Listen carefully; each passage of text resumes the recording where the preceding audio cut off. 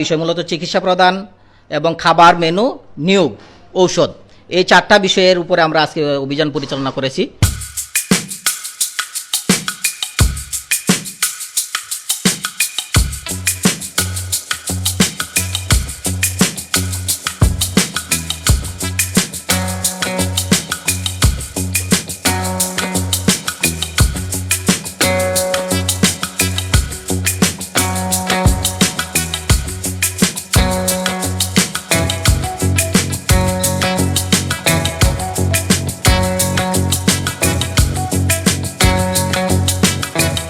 দুদক সজাকা হবিগঞ্জ থেকে আমরা অভিযানকালে দেখলাম চিকিৎসা সেবা মোটামুটি এই সঠিকভাবেই প্রদান করা হচ্ছে। খাবার মেনু যে ডায়েট চার্ট আছে, ওনাদের ডায়েট চার্টের সাথে মিল আছে, অর্থাৎ মোটামুটি সঠিকই আছে।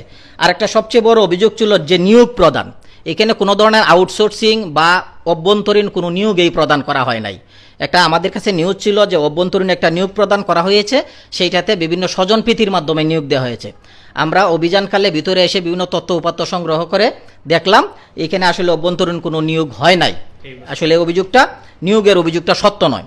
এবং আমরা হাসপাতালের বহির্বিভাগ পরিদর্শন করে দেখলাম বহির্বিভাগে যে সকল রোগী সেবা নিতে আসেন তারা মোটামুটি সঠিকভাবে ঔষধ সেবাটা পাচ্ছেন, অর্থাৎ রোগীকে বহির্বিভাগে যে ওষুধ লেখা হচ্ছে ডাক্তার কর্তৃক এবং সেই ওষুধ নিয়মিতভাবে প্রদান করা হচ্ছে। আমরা কিছু র্যান্ডমলি চেক করে দেখলাম যে ওষুধ প্রদান করা হয়েছে তা সঠিক রয়েছে। চালনা করেছি দুদক সজাকা হবিগঞ্জ থেকে।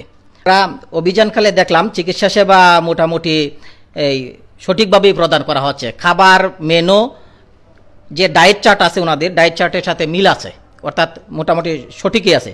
আর একটা সবচেয়ে বড় অভিযোগ ছিল যে নিয়োগ প্রদান, এখানে কোনো ধরনের আউটসোর্সিং বা অভ্যন্তরীণ কোনো নিয়োগই প্রদান করা হয় নাই। একটা আমাদের কাছে নিউজ ছিল যে অভ্যন্তরীণ একটা নিয়োগ প্রদান করা হয়েছে, সেইটাতে বিভিন্ন স্বজনপ্রীতির মাধ্যমে নিয়োগ দেওয়া হয়েছে। আমরা অভিযানকালে ভিতরে এসে বিভিন্ন তথ্য উপাত্ত সংগ্রহ করে দেখলাম এখানে আসলে অভ্যন্তরীণ কোনো নিয়োগ হয় নাই। আসলে নিয়োগের অভিযোগটা সত্য নয়।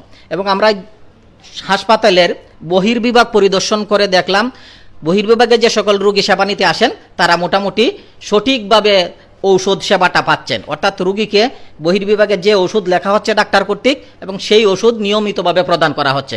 আমরা কিছু র্যান্ডমলি চেক করে দেখলাম যে ওষুধ প্রদান করা হয়েছে তা সঠিক রয়েছে।